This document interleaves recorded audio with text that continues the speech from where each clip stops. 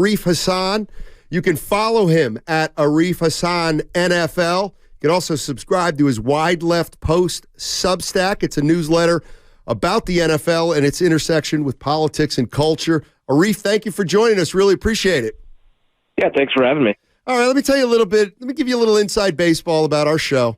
One of the things that I have a problem with is when guys get unnecessarily criticized who I think are pretty good, and everybody out here in the Bay kills Kirk Cousins. Why don't you tell everybody why Kirk Cousins is better than everyone thinks? Because I do. Oh, for sure. I'd love to. Normally, I'm a huge critic of Cousins, but I think he's played really well this year. And one thing to kind of keep in mind is people are pouring over, all these statistics to say, hey, his yards per attempt isn't this or that.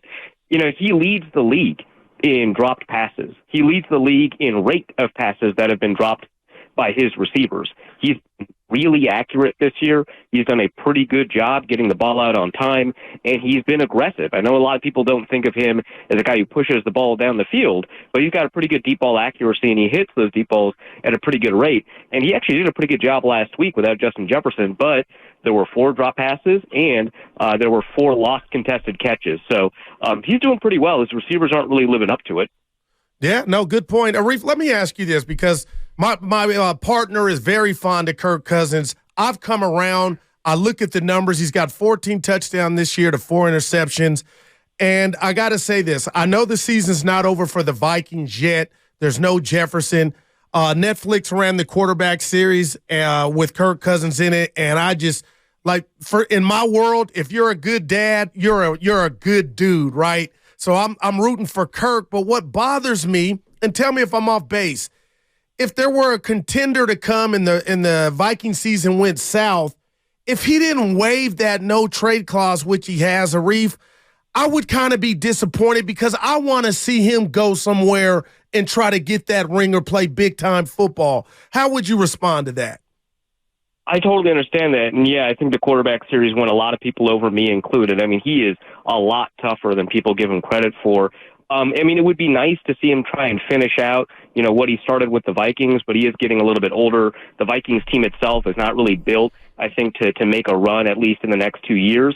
And so seeing him kind of latch onto a franchise in the same way that, Peyton Rodgers did with the Jets, or that Tom Brady did with the Buccaneers, latching on with the franchise at the end of his career to get one final shot, that'd be really nice to see. I think that he's got, that ability, that time. Hey, actually, Arif, we got you're breaking up a little. We're going to try to get right back to you. Yeah, he has some good stuff. I got some great questions for him too. We'll get Arif back in a second talking about. He said that series won him over, and you already were a big fan, but Steiny, he's a good dude, Kirk, man. Yeah, but he's got 14 touchdowns to 4 interceptions. There's not a throw he can't make. Thank you. Except the INT. Thank you. When the game's on the line. Well, you just said if there's a throw, there's not a throw he can't make. But even an INT. Man.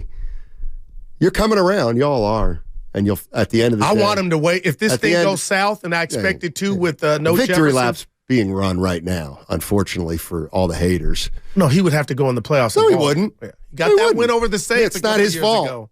It's not his fault. Mm-hmm. To Thielen. Remember he dropped that pass? And then the game they lost, he only had 4 touchdown passes or whatever it was. They lost 38-35, some shootout. Giants, yeah, exactly. Danny Dimes. Thank you. Put some respect on his name. I just did. I want to see him go somewhere. I don't like when you do this. We got Arif back. Okay. We got Arif Hasan back. Thanks. Thanks for bearing with us.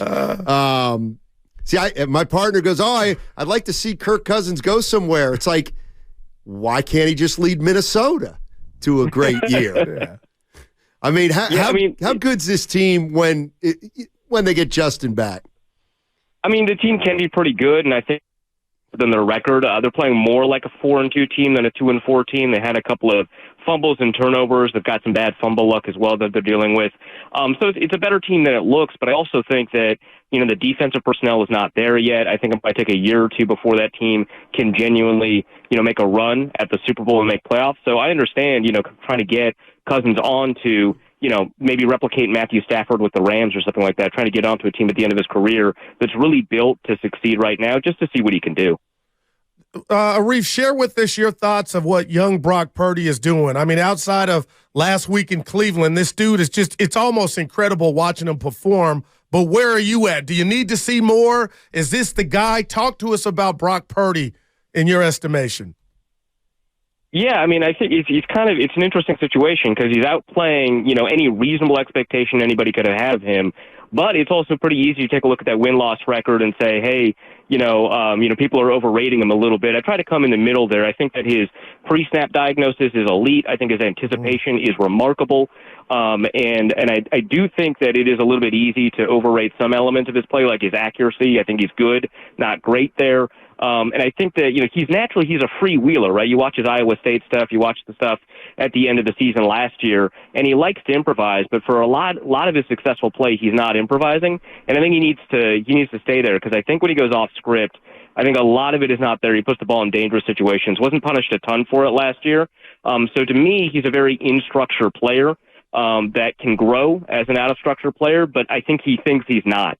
I think he thinks he can, be a sandbox guy more than he is, and I think he can get really dangerous. And so that's kind of my big concern with him is that, he loves to get out of the pocket and do some stuff, and I think he gets dangerous because I don't know if he has the tools to do that. But when he's asked to do what he can do, he's really good.